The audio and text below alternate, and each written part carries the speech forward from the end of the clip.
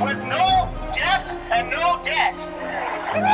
There's a lot of signs here about banking reform, Goldman Sachs. The most important step we could make is to re-nationalize our central banks. Our country should be printing their own money, and we will again. In the United States, the Federal Reserve Bank needs to be nationalized, and the men who control it and print the money privately need to be removed.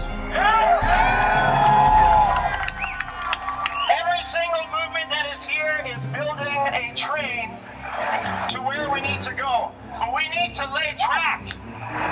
We have to have a way to go from A to B. I got it. And the journey is political. We, the people, can get together, have an action plan, seize power in the next election, and build a new system that is not run by private men who we do not know, that hand out policy to our governments for implementation. We need to make concrete demands.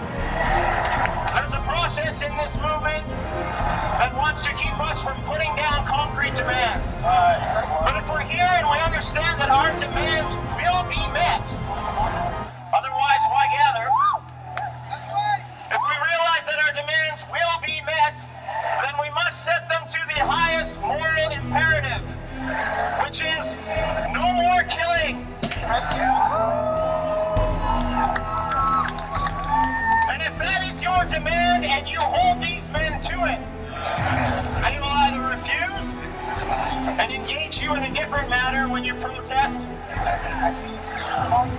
or you will make them bring the troops home to every nation that launched them in the first place, and we will use world peace as a prerequisite for the installation of a new global social, economic, and political system that brings the third world up to the level of the first world, instead of bringing all of us down to the third world.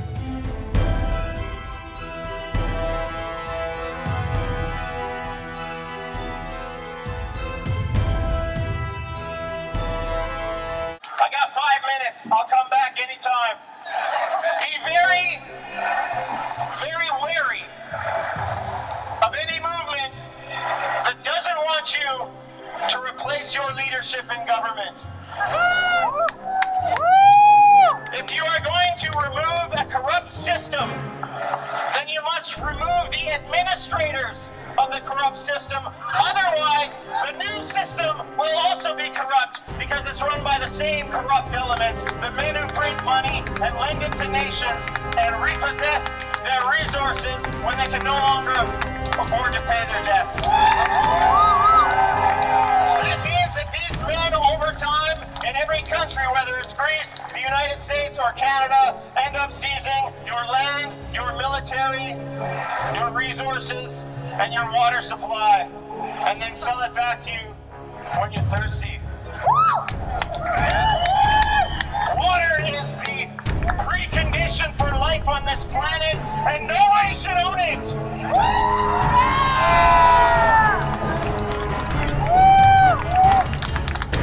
We have an election in this province in 2013.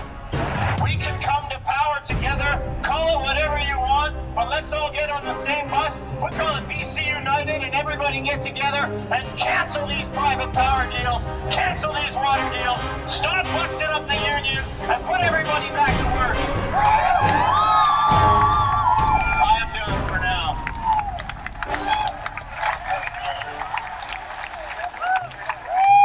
There's also a plan B. We just declare these governments illegitimate right now on the spot. Stop paying the HST. Stop forking our money over to these bankers. On a day of your choosing,